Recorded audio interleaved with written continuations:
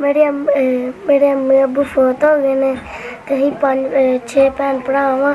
एक मेरा भाई है ते 5 असीं भैनां।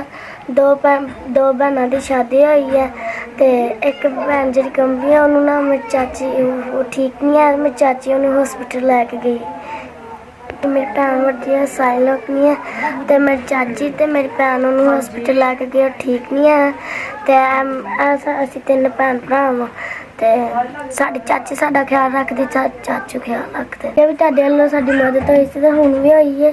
तुसीं मेरी भैन नूं मैडिसिन लैके दित्ते सी ते अल्लाह तुहानूं तुहाडे धियां पुत्तरां दी खैर करे। अल्लाह तुहाडे मां ते प्यो जीन, अल्लाह तुसीं जींदे रवो ते हसदे वसदे रवो, हसदे वसदे रखे। तुसीं सानूं राशन दित्ता, तुहाडी बड़ी मेहरबानी।